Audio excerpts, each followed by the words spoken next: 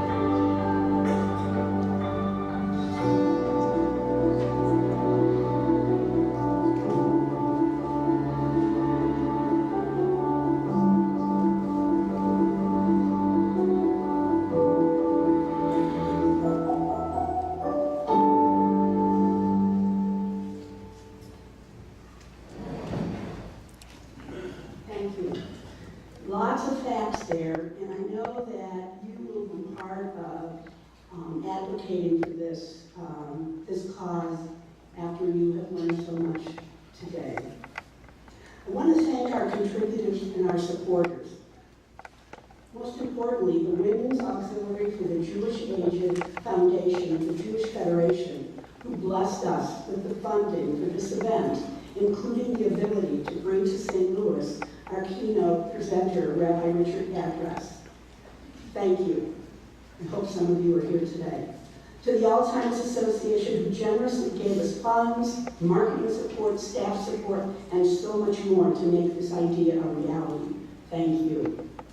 To the St. Louis Rabbinic Association for partnering with us, the JCC for hosting us today, and the wonderful steering committee who created this event. Many thanks. Our committee has had active monthly or more than once a month participation from B'nai Amunah, Central Reform Congregation, Kol Rinah, Shir Temple Israel, and United Hebrew, and many of the other congregations have supported this event by publicizing it and by attending today. Together, we can make a difference. Before we hear from Rabbi Address, it is important to set the stage for our understanding of Alzheimer's disease and dementia. To do this, a longtime supporter of the Alzheimer's cause, a member of the Jewish community, and one of TED's caring physicians, Dr. George Grossberg. Dr. Grossberg is the Samuel W. Fortas Professor, Director of the Division of Geriatric Psychiatry at St. Louis University School of Medicine. He has edited 8 books and contributed to over 400 articles on Alzheimer's in his 30-plus year career as a geriatric psychiatrist. He travels the world sharing information about Alzheimer's and educating both professionals and consumers. But luckily, he always finds his way home to St. Louis, and we are truly honored to have Dr. Grossberg with us. Dr. Grossberg.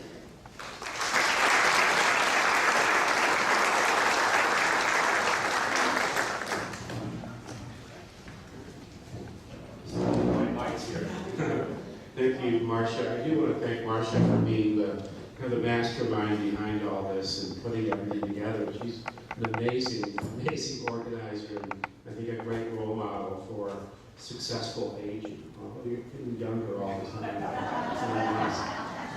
Thank you also to the Alzheimer's Association, Stephanie. Thank you for being here. And I've been involved with the St. Louis chapter since its inception. I'm very happy to continue to be involved. And also, thank you to the JCC for hosting, and above all, for all of you to come out on a beautiful Sunday like this.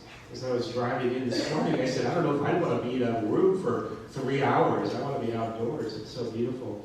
But hopefully, Dr. Adress and I will be able to share with you some scientific and inspirational thoughts that will make it worthwhile for you to have been here. Before I start, I do want to make sure that everybody knows that there are a couple of flyers in the back about free both memory or cognitive screening as well as nutrition and frailty screening that our Division of Geriatrics is doing from St. Louis University. The first one is going to be here on June 29th from 1 to 3 at the JCC, and the second one will be at Central Reform Congregation from 1 to 3 p.m. The screenings that we're doing in the community, both for cognitive and nutritional and other issues in older adults, are supported by an NIH grant, a geriatric education center grant, of which Dr. John Morley, who many of you know, as well as myself and others are involved with and in. So let's start. So hopefully those of you that are interested in that will show up. It's free, there's no cost to it, and it should be a worthwhile event, both of them.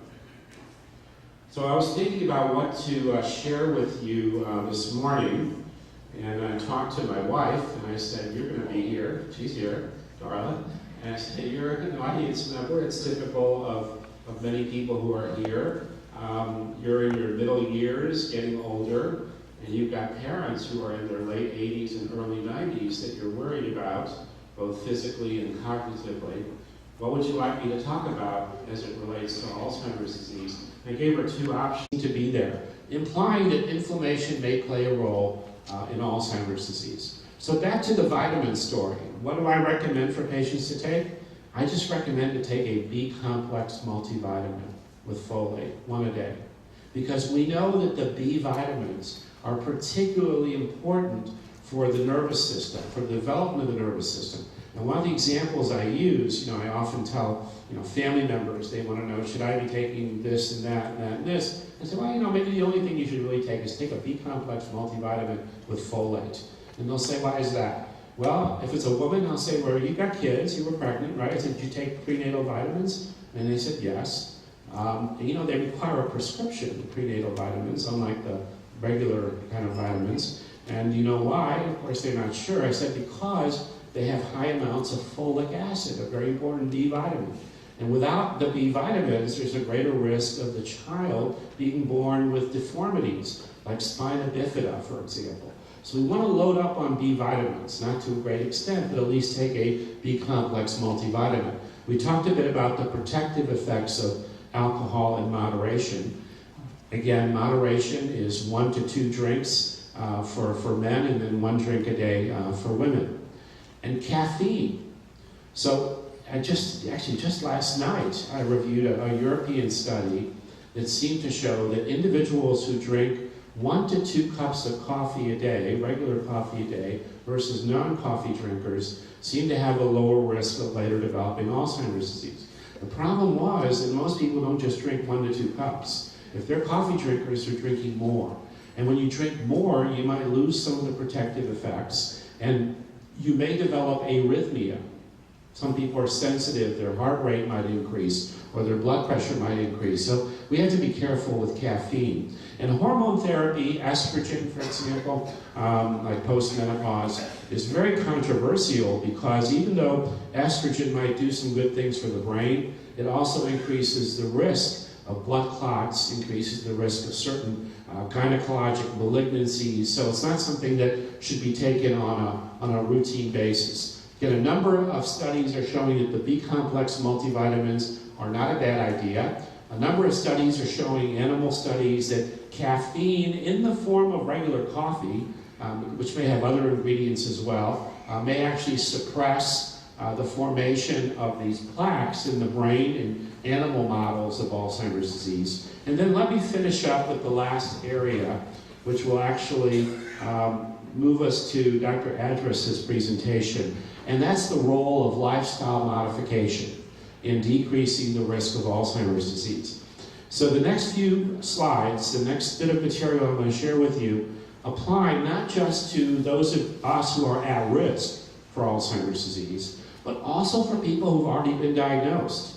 Because there's evidence that even if you already have Alzheimer's disease, if you do these kinds of things on a regular or religious basis, you may slow down the progression of the disease. But the idea with all of us at risk is to give us a better chance of protecting the brain, of delaying or decreasing our risk for Alzheimer's disease. And that's where the lifestyle modification comes in.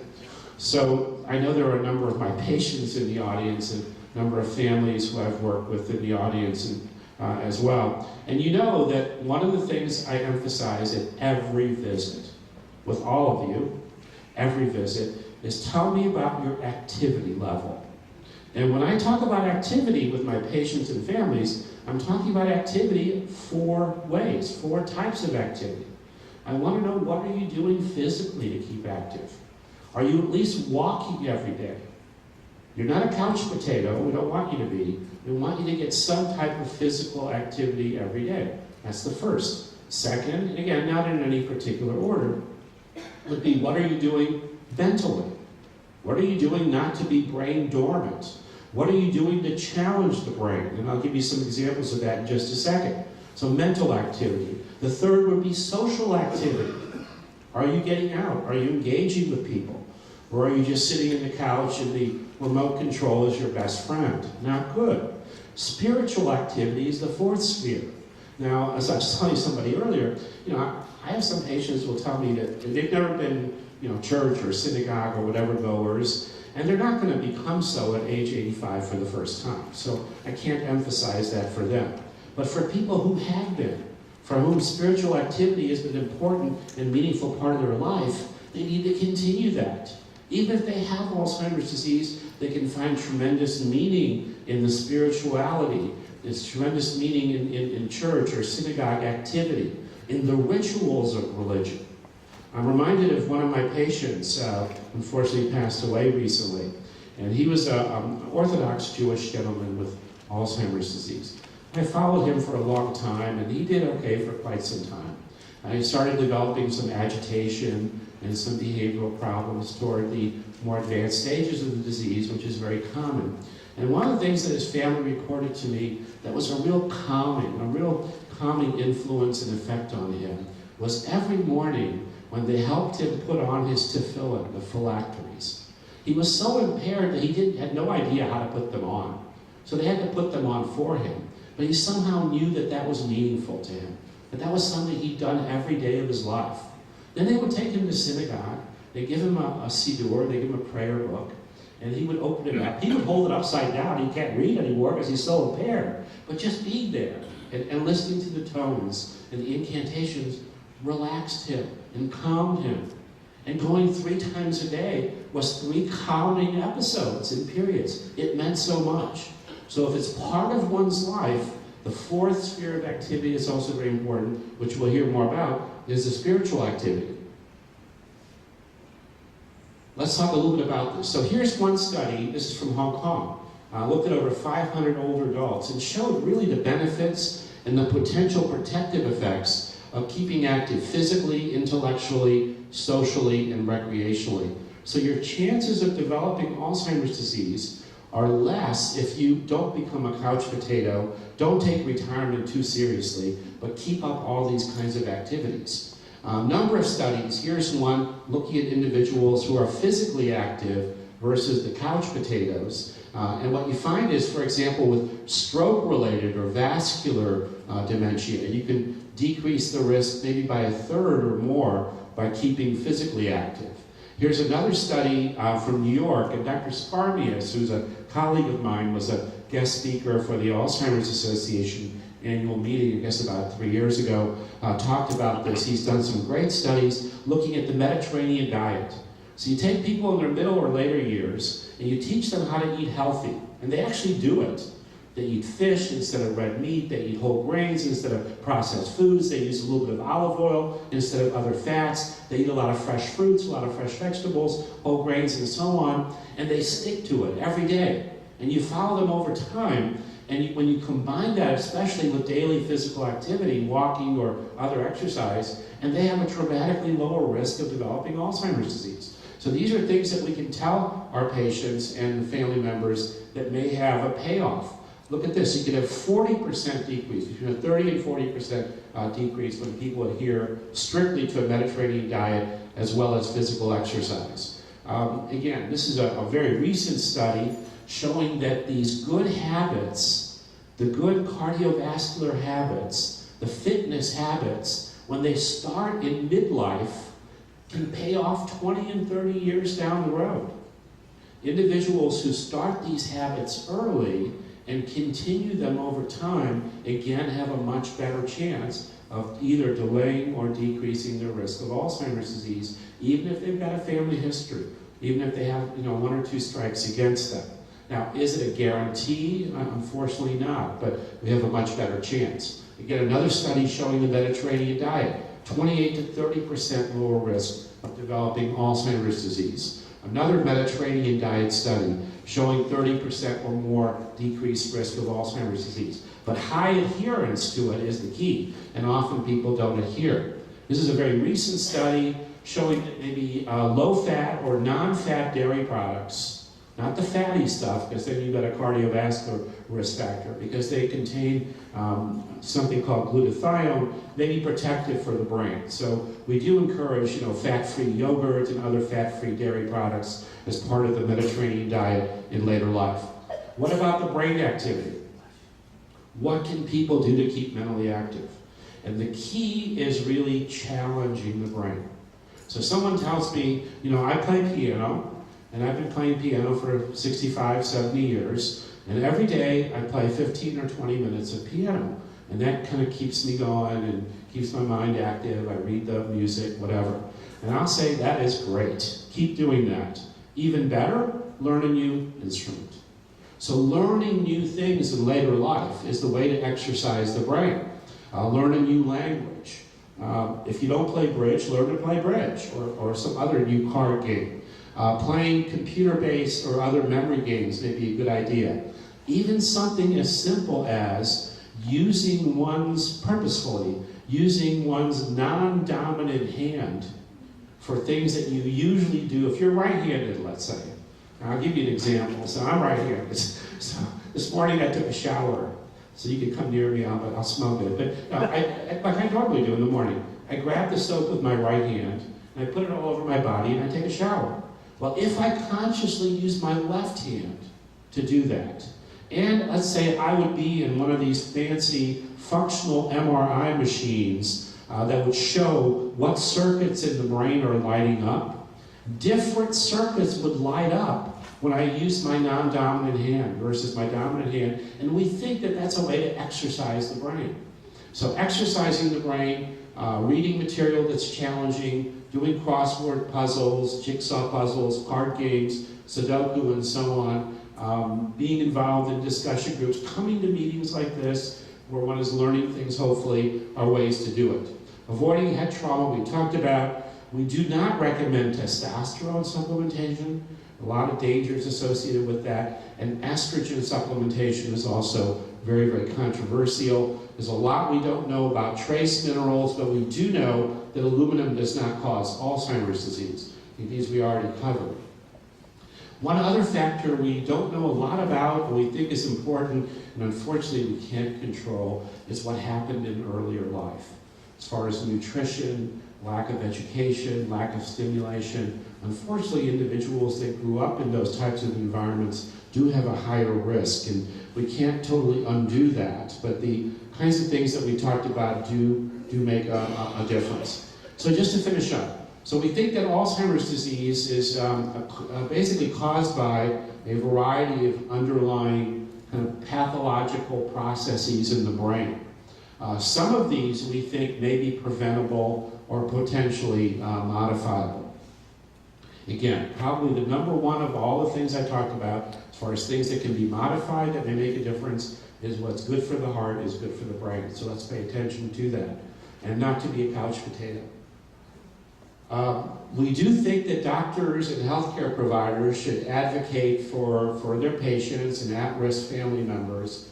Some of the things that we talked about, the benefits of lowering cholesterol, your lipid profile, lowering this homocysteine that we talked about, keeping blood pressure and diabetes well controlled, encouraging daily walking or exercise, encouraging social, spiritual, and intellectually stimulating activities. And I can tell you doctors don't do this. In the typical 10 to 12 minute appointment, you don't have time to do this. You don't have time to do the counseling. That's very, very important. So I take a half hour with all my follow-up patients, and I spend 2 hours with every new patient and family that I see in the initial evaluation, because it's so important to cover all these different things and to be as thorough as we possibly can be. Encouraging the Mediterranean-type diet, moderate alcohol or wine consumption, keeping in mind that too much can be deleterious, and that once we already have memory problems, any alcohol is too much. So you want to switch to non-alcoholic equivalents. And then, of course, avoiding head trauma as best as we can. Thank you very much.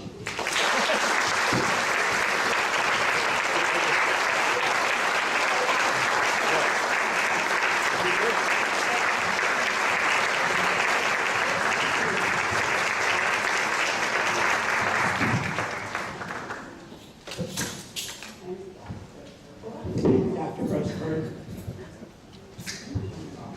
That was fascinating. Now, as a reminder, remember you have a half sheet in your packet. Write any questions on that you would like us to talk about, if you'd like Dr. Grossberg to talk about at the 11 o'clock Ask the Doctor session. And if you put it up in your hand, somebody will come around, we can get some lights on, and collect your questions. I'm inspired by the pace of research now and how things have really changed in these last 15, 20 years.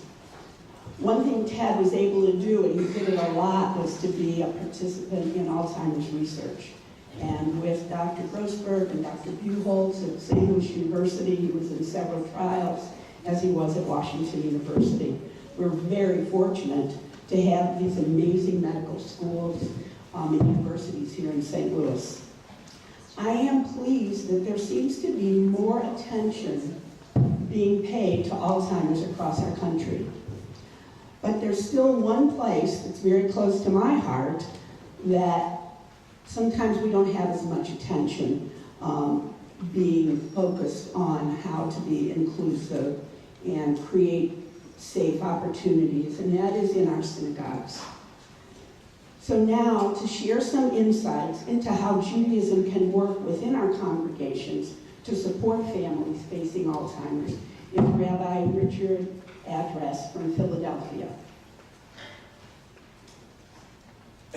Rabbi Address was ordained in 1972 and served congregations in California before joining the staff of the Union for Reform Judaism in 1978, where he later, I think, founded, but I know he headed the Department of Jewish Family Concerns. He earned a certificate in pastoral counseling and he received his doctorate of divinity from HUC. He's worked exclusively in developing and implementing the Sacred Aging Project, which creates awareness and materials for congregations on the implications of the emerging longevity revolution of the aging of baby boomers. Rabbi Abras also served as senior rabbi to Congregation Mikor Shalom in Cherry Hills, New Jersey. He's authored many articles, book chapters, and books related to the issues of aging. He has blogs, and a couple of people that are here today have mentioned to me how helpful and worthwhile it is to be part of the rabbi's blogs. He does a weekly radio show, and he travels extensively, leading seminars, meetings, and presentations on sacred aging. I am truly honored to present Rabbi Richard Abras.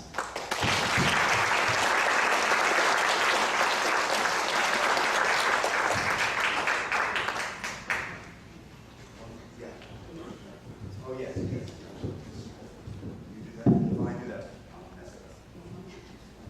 Technological challenge.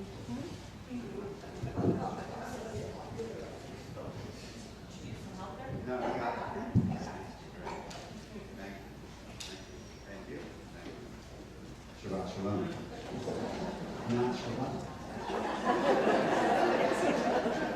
It's absolutely amazing, you know. There's a lot of colleagues here. Rabbi gets up, says Shabbat Shalom. It's like Pavlov, Shabbat Shalom. It's just Sunday morning. I don't have any slides. No. I hope you don't mind. And that picture is very cool.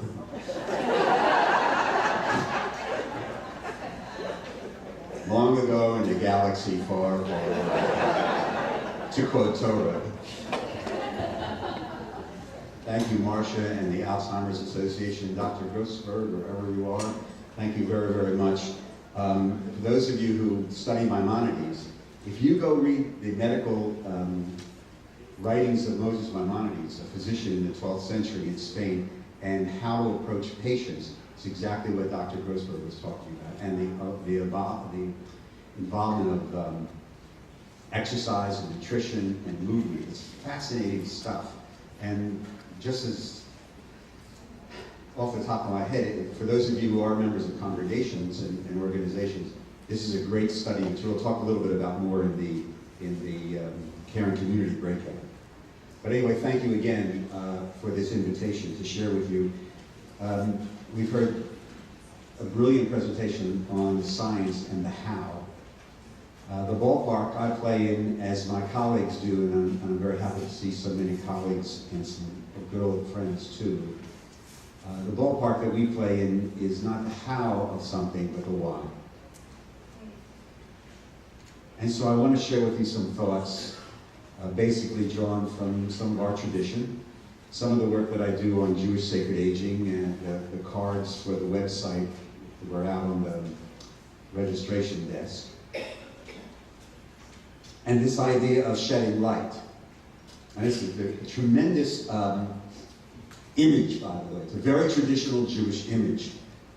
Shedding light is, from our tradition, it's a traditional symbol of the sacred, the divine spark that rests with each one of us. And for those of us who have walked or who are walking this path with Alzheimer's, sometimes we ask, where is that light? Where's the light of my loved one? Where is that spark of the divine, of that soul, of the essence? Today is about light. It is also about the soul. It is about dignity and sanctity, and ultimately, I would suggest to you, ladies and gentlemen, it is about love. A quotation from the Wisdom of Ben Sira. Quote, "My child, help your father in his old age. Do not grieve him as long as he lives. If his understanding fails, be considerate, and do not humiliate him when you are in all of your strength." In the Talmud, in Masechet Kiddushin, pages 31b to 32a, in case you want to run home and check that out, or Google it. Because, as my students at HUC do, you don't have to worry about anything. They just take out their phone and Google the Talmud, which I wish we would have had, Lane, when we were in school. It saved us a lot of Xeroxing of the English translation. In the Fifth Commandment conversation in Masechet Kiddushin, the discussion revolves around these two wonderful words from the Fifth Commandment: kaveh, to honor, and tirah or tir'u, to respect for our parents. And if you look at the conversation, an underlying value remains that of dignity. In no way, at no time, may anyone be permitted to reduce the dignity of a human being. For as creatures created b'tselem Elohim, we carry within us, each of us, that spark of creative divinity. Yes, we do. But what does that concept of dignity mean? How subjective can it be? Where does it seem to be when we walk into that room and see a mother, a father, a husband, a wife, there in body, but? How often have we heard people, perhaps at times even our own self, ask quietly, where is he going? Is that really my mom anymore? Has that self and soul that we love so much, has it been stripped away, or is it just somewhere else? Some place that we cannot comprehend, a dimension, a mystery that we cannot yet know. We have a colleague, Rabbi Michelle Medwin, who looks at this issue. It's fascinating how she does it. In an essay that she wrote entitled Alzheimer's and the Soul, A New Perspective. She notes that there are three names used for the soul in Hebrew. Nefesh, which is the part that enters with our first breath when we are born. Ruach, which is the animal soul, the aspect of ourself that is our survival response. And the neshama, the emotional and intellectual soul that learns, creates, has feelings and emotions, and forms relationships with other people. Medwin posts that this neshama may lead to go to another plane of existence. She says it journeys to God to seek a place of peace, quote, even before the physical body ceases to exist, unquote. In the early stages of Alzheimer's, she writes, it is as if this aspect of the soul comes and goes at times. It is not missing, it's just away in this realm that we cannot know.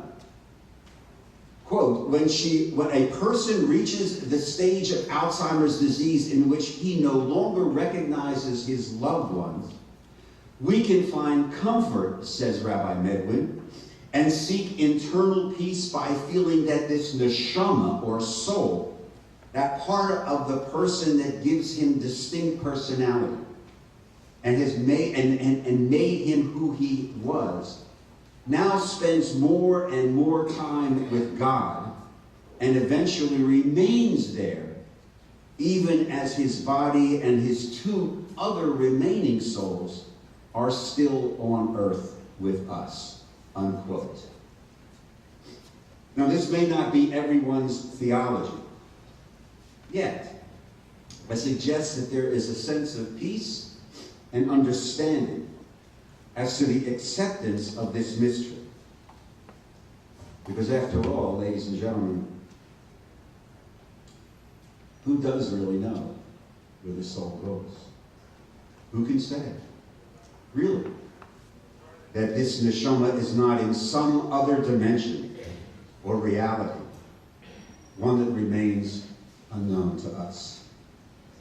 The corpus of Jewish history does not have much to say about Alzheimer's specifically. It does, however, discuss the larger issue of mental health, actually developing a legal term for a person who is dealing with mental health issues, and an actual diagnosis by observation. The Talmud discusses this in Tractate Chagiga, and the term used is shotet. The context of this conversation regarding is if a shotet can be a witness at a bet din. And there's a lengthy discussion between some rabbis as to the nature of the diagnosis and what it may mean in the context of a person's life.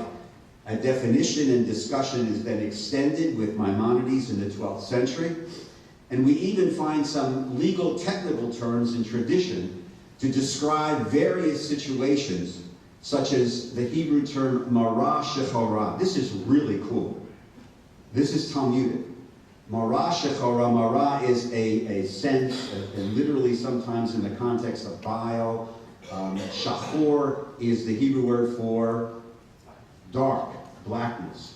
And so the Hebrew literally in the Talmud describes a sense of dark bile or feeling or cloud, which is the Talmudic definition of depression. Depression. Because that's exactly what, when some people describe this, is exactly what they feel like. This concept of tiruf hada'ah, which can be seen in our terms as an expression of schizophrenia, or even the topic of today. For to have one's da'ah, knowledge, torn or removed from them, in the literal of the Hebrew, describes in a literal way the subject of today. We do not have time to unpack the details of our tradition's discussions on this issue. It's a much larger workshop. Yet I would mention that something is going on within the Jewish community. You're a witness to this. This year, this topic of mental health and Alzheimer's and dementia has been one of the more requested topics out of the Jewish Sacred Aging Program. This is the second program that I've been involved with in the last 3 weeks in congregational life that specifically is dealing with this particular subject. The reason for this, I think, is very, very clear. So we saw some of this in the video. The Alzheimer's Association is telling us that there's currently 5 million people dealing with Alzheimer's. Is expected to rise as the baby boomers age out to approximately 15 million. Plus, there's an increase in requests for pastoral counseling in situations that touch on this issue. And this has made colleagues and congregations understand that this is an issue that will only increase in need over the next few decades. Listen, every baby boomer now alive, every single baby boomer now alive in the United States of America is at least 50 years of age. And according to the United States government, and you know that they do not lie,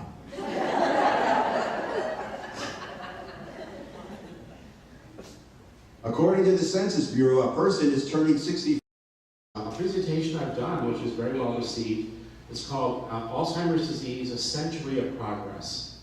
All the progress that we've made in the last 100 plus years in better understanding and dealing with Alzheimer's disease. Option number 2 was, what can you do if you have aging parents and you're worried that you're getting older and maybe aren't quite as sharp as you used to be? What does the evidence show that we can do that might make a difference in delaying or decreasing our risk of developing Alzheimer's disease? And of course, the same advice also applies to people who already have the disease, because employing these techniques and this new evidence-based methodology, we can maybe slow it down or improve functioning within the context of Alzheimer's disease. And she chose number 2, and that's what we're going to talk about. Is we're going to really focus on, again, in the context of Alzheimer's disease, so that's still our topic, but we're going to focus on healthy, so-called successful aging, and what we can do to try to delay or decrease our risk or prevent the onset of Alzheimer's disease. And I apologize to you that I have to turn my back because I don't have a monitor to look at my own slides, and I don't know them all by heart, so I'm going to have to look at them periodically. All right. These are my disclosures. Many of you who are not in the scientific community, and you do have some who are, know that it is a requirement now when we give presentations to groups of doctors and others that we discuss disclosures, meaning we discuss any activity or involvement that we may have with companies that are involved in the field of Alzheimer's disease, in developing new treatments and so on. And these are some of the companies that I work with in helping mostly to develop new treatments for Alzheimer's disease. Before the presentation, I was talking with a couple of you to mention to you that toward the late summer this year, we are going to have the first treatment study for at-risk, middle-aged, at-risk family members who have a first-degree relative for Alzheimer's disease. It's going to be an 8-year study, first ever, where we're going to be giving them a medication. These are people at risk because they have a mother or a father, usually, with clinically proven Alzheimer's disease, and they have a positive scan, a PET scan, that's showing already the beginnings of the plaque, but no clinical symptoms. They're fully functional and vibrant and healthy, but they're already starting to get the disease, because we now believe that Alzheimer's disease starts decades, 2 or more decades before clinical symptoms. And the idea is that by exposing them to this treatment, we can prevent the disease or hopefully delay it substantially. So that's very, very new. So we're going to talk about brain health, successful brain imaging, and prevention. And I'm going to show you some studies. Now these are, by the way, slides I use with doctors and with residents and medical students, but I'm going to give you take-home points so make it kind of hopefully meaningful. And we'll talk about what the evidence shows about things that we can do that might make a difference in either delaying or preventing Alzheimer's disease. So before we do that, very important to talk about risk factors. And there are a number of risk factors, some of which, unfortunately, we can't do a whole lot about. The number one risk factor, can I take this mic off here? Is that possible? Yeah, it will make it easier for me. That's better. Make it a little easier for me to be able to see my own slides. All right, so a number of risk factors, unfortunately, are not modifiable. And the number one risk factor is advanced age. We're all aging, and we don't yet know how to turn back the aging clock, although we're working on it. Family history, again, another, at the present time, irreversible, unmodifiable risk factor. Particularly a risk factor if someone has a parent, a first-degree relative, with early onset Alzheimer's disease. That would be defined generally as people in their 40s or 50s, like before the age of 60 or 65. That's the relatively uncommon familial Alzheimer's disease. But the vast majority, that accounts for maybe 5% of all cases. 95% are people who have a parent who is older, in their 60s, 70s, 80s, 90s. Even there is some what's called genetic loading. There's some heritability versus a family where it's never been found.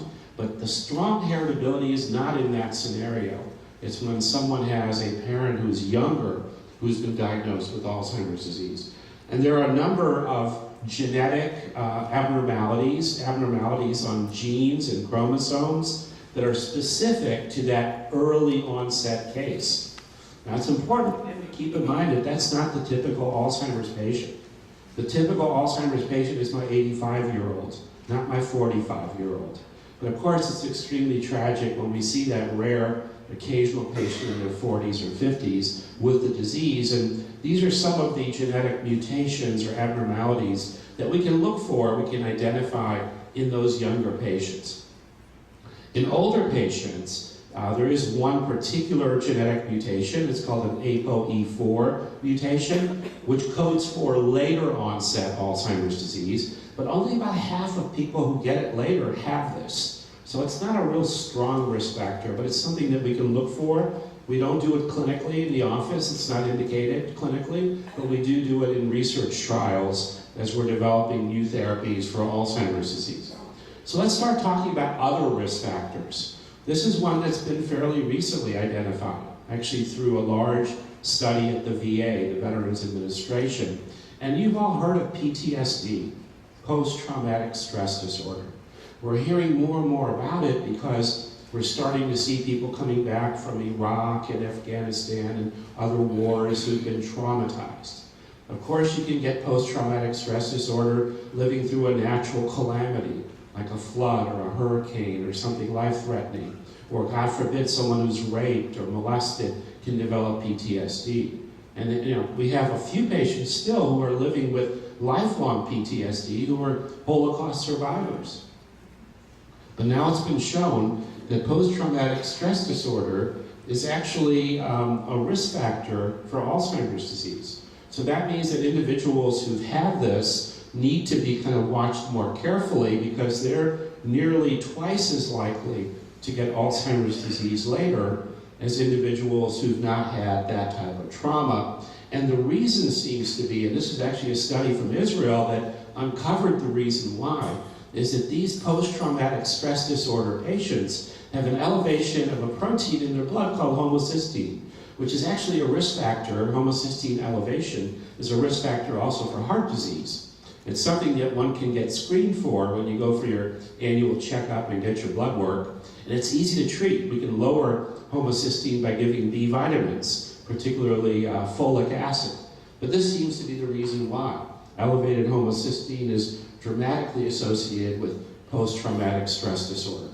But we can't do much about that. Once you've had it and you're suffering from it, unfortunately we're kind of stuck with it. But there are other things that are modifiable. So when a family member who has a mom or a dad who I've diagnosed with Alzheimer's disease comes to me and says, Dr. Grossberg, we appreciate the work that you and your group have done, and we understand the diagnosis. I know you're starting to provide treatment for mom, but then the next question is, what about me? What about me and my sibling? What about us? What can we do to delay or decrease our risk of Alzheimer's disease? I often point to things that are modifiable, which may be risk factors or potentially protective factors that they need to pay attention to. At the very top of the list are cardiovascular risk factors. As you'll see in a moment, we have a saying in the Alzheimer's field that what's good for the heart is good for the brain. What's bad for the heart, bad for the brain. So any and all heart attack, myocardial infarction, or stroke-related risk factors are also risk factors for Alzheimer's disease. Top of the list, as you see here, are hypertension, diabetes, hyperlipidemia, high cholesterol and bad lipid profile, smoking, and then smoking is a risk factor for Alzheimer's disease, and then alcohol is potentially a protective factor. It can be a protective factor, it can be a risk factor, depending on how much one drinks. And we'll talk about these in just a moment. But when we tell the family member, do you have high blood pressure? Do you have diabetes? How's your lipid profile? Are you a smoker? And so on and so forth. If any of those, the answer is yes, then you need to get those under good, consistent control over time to give you a better chance of delaying or decreasing the risk of Alzheimer's disease. So we talked about high blood pressure, and the question is, why should high blood pressure cause Alzheimer's disease or poorly controlled high blood pressure? So I found a very nice study that looked at, again, this is a little complicated, but I'll explain it to you. But the brain is an amazing organ. The brain is the master computer for the body. We can't live without a brain. It's the only organ that we can't transplant. If you think about it that way, we can transplant every organ in the body except for the brain. So the brain controls everything. If we're in a situation where there's decreased blood flow, or decreased oxygen, or decreased nutrition to the whole body, guess what the body does? It preserves whatever it has for one organ, and that's the brain. Because without the brain, no other organs can operate. But for reasons we don't fully understand, when you have high blood pressure and in conditions like Alzheimer's disease, the brain is not getting the nutrition and the oxygenation that it normally would get. There's a disruption in the normal response that we would see. And that may contribute to why cells die in Alzheimer's disease. Diabetes has been identified as a strong risk factor for Alzheimer's disease, particularly if it's not well controlled. Because naturally the question is, diabetes is very common. High blood pressure, even more so, very, very common. Well, gee, I've got high blood pressure. Does that mean I'm definitely getting Alzheimer's disease? No. Or I've got diabetes. Does that mean I'm definitely getting Alzheimer's disease? No. But if you want to minimize your chances or give yourself a better opportunity not to have it, you'd better get it under control and keep it under control. And the longer we do that, the better it's going to be on the brain, which makes a lot of sense. So keep in mind that diabetes is a significant risk factor. In fact, Alzheimer's disease has been called diabetes of the brain because of poor utilization of insulin and because glucose, which is a kind of a fuel for all cells, including brain cells or neurons, may not be utilized as appropriately with diabetes and may cause Alzheimer's disease or increase the risk of Alzheimer's disease. Similarly, I mentioned to you high cholesterol, lipid profile, and so on may also be a risk factor. And this is a very nice study that was done actually by Leslie Lebo. Many of you maybe know that name. Very, very noted geriatrician in New York. Worked most of his career at the Jewish Home and Hospital in New York City. He looked at 358 nursing home residents who were admitted to the Jewish home there in New York City, and they measured their cholesterol and lipid profile and so on. And then they followed these individuals until they eventually died, and all of them consented to brain autopsy, which is, by the way, something you should be aware of, that we do have actually the only community brain autopsy program in my program at St. Louis University, which was started over 25 years ago through a grant from the Alzheimer's Association, where we can give people precise anatomic confirmation of clinical diagnoses of things like Alzheimer's disease. But what he found was that there was a significant correlation between poorly controlled lipids, individuals who had probably a lot of vascular risk factors, and then the later finding of Alzheimer's disease in the brain. So the better we control these things, the better the brain is going to do. Smoking. Again, smoking is a modifiable risk factor. And we now have evidence, particularly from studies that were well done without bias, that individuals may be about 1.7 times at greater risk of developing Alzheimer's disease if they smoke versus non-smokers. That would also apply to smokeless tobacco, by the way, and then probably, vaping or the new electronic cigarettes, which are not a whole lot safer, at least for the brain. Now, here's an interesting area, and that's alcohol. That's drinking. So my patients tend to like me because I tell them that we are not anti-alcohol in medicine anymore. We're okay with people having a drink, a cocktail, or a glass of wine, maybe even 2 modest-sized glasses of wine with dinner. But what we worry about is if we tell individuals that there's actually evidence, there are several studies that have shown that mild to moderate drinkers, and that's defined as 1 ounce of hard spirits equivalent a day for women, 2 ounces a day equivalent for men, no more, that they are at lower risk for Alzheimer's disease and other dementias. It's very consistent, may even have some cardiovascular benefits. So by all means, any of you in the audience who have been used to having a glass of wine with dinner, or you're used to having a cocktail before dinner, you should continue to do that. Unless you're beginning to experience memory or cognitive difficulties. Because the data is very, very clear that for individuals who are starting to show early memory, early cognitive change, the best amount of alcohol, or the ideal amount of alcohol for them to consume on a day-to-day basis is 0. Okay? So if you're 85 and not having memory problems, don't start drinking for the first time at age 85. If, on the other hand, you have been drinking, let's say, 1 to 2 ounces, 2 ounces for men of hard liquor equivalent, 1 ounce for women on a fairly regular basis, you can continue to do that, unless, of course, one begins to experience memory or cognitive problems.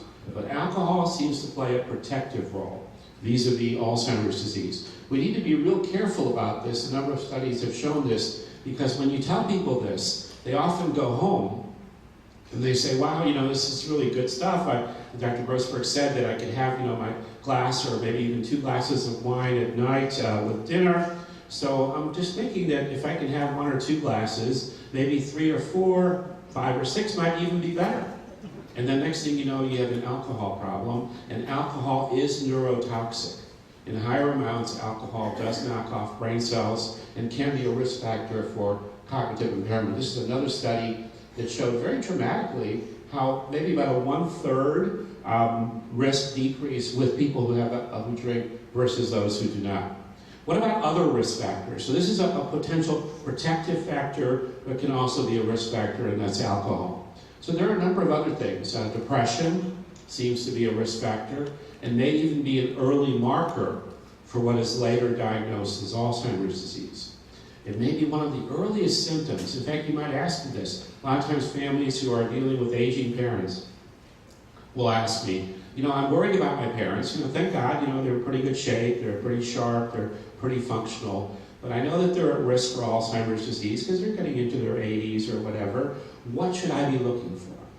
What may be the first indication? And we've actually done some very elegant studies using autopsy-confirmed patients to identify this, that the earliest symptom in about 40 to 50% of individuals would be soft signs of depression, social isolation, withdrawal, decreased activity level. So be worried about mom or dad or grandma or grandpa if maybe they used to play bridge once or twice a week, and now they're only playing maybe every other week. They've cut back on their activities. Because that may be a symptom of a depression, but it may also be a symptom of early cognitive decline. They kind of herald the onset of Alzheimer's disease. And we know depression is very treatable once we recognize it. The metabolic syndrome is those cardiovascular risk factors, which include obesity, poor lipids, and so on. Trace minerals and environmental exposure, these are things we don't really know a lot about. We know that aluminum doesn't cause Alzheimer's disease. We used to think at one time that it did. But maybe there are some other trace minerals, maybe copper, maybe zinc, maybe other things that we get exposed to that might play a role. We really don't know. There's not enough research. There's also very little research on environmental toxins. If any of you have been to mainland China recently, or if you've been to Hong Kong recently, as I was, and you see these clouds of polluted air that are suffocating Hong Kong, coming from mainland China, and people wearing masks. There's a reason why when you see people in Asia that they're wearing masks. They're not crazy. They're wearing masks because they can't breathe. All the pollution and all the toxins in the environment. What does that do to the brain? What kind of risk factor is that for the later development of Alzheimer's disease? We know it's a risk factor for pulmonary disease and a number of other health issues, but again, this is an area that needs to be much better researched. We need a lot more evidence. All right, so here's some data on depression. And I was talking with one of you earlier before the program about, and you'll hear from Rabbi Andrus about the role of spirituality and how important that is, and we agree with that as well. This is a study that was done among a very spiritual group, and these were in fact the Rush clergy. Basically, these were older Catholic priests. Over 900 of them were studied for 13 years in Chicago, followed for 13 years. Of the 917, close to 200 developed Alzheimer's disease. And what they were able to correlate the cognitive decline with was baseline depression that wasn't really adequately treated or addressed. So depression can be a risk factor and can also be an early marker of Alzheimer's disease. But again, depression is very, very treatable as long as we recognize it and treat it aggressively. It's definitely there. The metabolic risk factor has been looked at in a variety of studies. This is a huge community study, over 7,000 patients in France, looking at the metabolic risk factors. These are those cardiovascular risk factors, showing that if you really don't control these cardiovascular risk factors, you have 1.5 to over 2 times the risk of developing Alzheimer's disease and vascular or stroke-related kind of dementia. Now, I want to point out a couple things terminology-wise, because I'm using the old term dementia. About 2 years ago, The American Psychiatric Association published its newest version of the DSM, the Diagnostic and Statistical Manual of the American Psychiatric, 5th edition, which no longer recognizes the term dementia. And this came about through a consensus conference of experts, both psychiatrists, neurologists, geriatric psychiatrists, geriatric medicine people, nurses, all kinds of people got together and they said, we need to do away with this term dementia, because it is a derogatory term. To say that someone is demented, or to call someone and say, you're a dement, or you're demented, is not a compliment. So they said, we're going to get rid of that term and replace it with major neurocognitive disorder. So you're going to see that. It's a mouthful. It doesn't mean a lot to a lot of people. But when you hear major neurocognitive disorder, it's basically what we used to call dementia. But keep in mind, whether you call it major neurocognitive disorder, or you call it dementia, that is not a diagnosis. That's a wastebasket diagnosis. So don't let any doctor give you or a family member a diagnosis of dementia or major neurocognitive disorder without you knowing what type of dementia or neurocognitive disorder does my mom or dad have. Because we have the ability to diagnose specifically. And of course, by far and away, the most common cause of what we used to call dementia, which we now call major neurocognitive disorder, is Alzheimer's disease. Now let's look at, so keep that in mind as you kind of interact with the healthcare system. Other potentially modifiable risk factors. One of them is head trauma. We'll talk about that in a moment. We talked about elevated homocysteine, which you can get screened for when you go for your annual checkup. It can be treated with the B vitamins. And then unfortunately, a lot of times when people get into their later years, they may no longer be kidney transplant candidates, but there's no doubt that renal failure and the process of the kidneys failing also takes its toll on the brain and is a risk factor. So we need to kind of protect the kidneys. But let's talk a bit about head trauma. You're all reading about CTE, chronic traumatic encephalopathy. Just less than 48 hours ago, Muhammad Ali died. And he developed Parkinson's disease, and we think it was because of the repeated kind of head trauma that he suffered as a boxer, and then later on he started developing some cognitive changes as part of that. But we know that repetitive concussive injury to the brain, or serious injury to the brain, particularly resulting in loss of consciousness, is a significant risk factor for Alzheimer's disease, for depression, for a lot of other major psychiatric and neuropsychiatric disorders. And this is what we're seeing in the American football players who are now getting early Alzheimer's disease and committing suicides early. Again, link between depression and Alzheimer's disease, okay, through the commonality of repeated concussive traumatic injury to the brain. So we need to protect the brain. Not too long ago, I guess it's been about 8 months ago, I remember reading in the Post-Dispatch that the school district that, actually right next door to where we live, the Maplewood Richmond Heights School District, decided in high school to phase out high school football. They're going to continue other sports, but no more football, because of the concern of repetitive concussive injury to the brain in very vulnerable high school age individuals. A lot of parents have made a conscious decision to encourage their kids to participate in athletics, to encourage their kids to participate in sports, except for one, and that's tackle contact football, because of the risk of traumatic brain injury or chronic traumatic encephalopathy. And we don't have technology, no matter what we do with helmets, that can adequately protect the brain. So that is not the answer. I'm not sure I have the answer other than to not play those kinds of sports. And we now know why traumatic brain injury causes early Alzheimer's disease or is a risk factor, because every time there is one of those traumatic episodes, we see the plaque, the amyloid, start to deposit in the brain in young people compared to what you see in 85-year-olds. And we still think that this amyloid or neuritic plaque is the reason why cells die in Alzheimer's disease. We talked about homocysteine already. Now here's another interesting potential test that you can get when you go for your annual checkup, and that's called a CRP, a C-reactive protein. It's a marker for inflammation.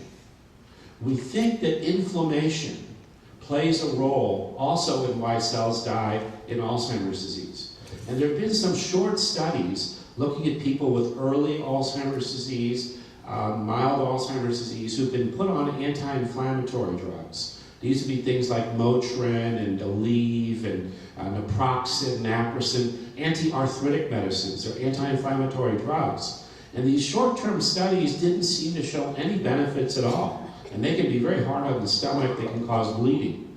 However, there have been some studies that looked at individuals who were perhaps on anti-arthritic drugs for decades, usually for arthritis, that have shown very clearly that long-term use, when there's an indication for the anti-inflammatories, may in fact be protective for the brain, may modify the risk for developing Alzheimer's disease. But this C-reactive protein is a simple blood test, and it definitely shows that individuals who are high on this inflammatory factor may be at greater risk. And it's very easy to treat the elevated C-reactive protein, even with like a baby aspirin. So there are many different ways of treating it.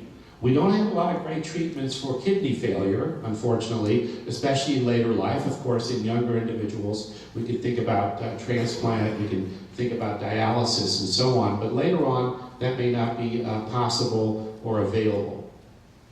Now, other things where we have some evidence, but it's not foolproof, are vitamins. Now, people want to know, what vitamin should I take?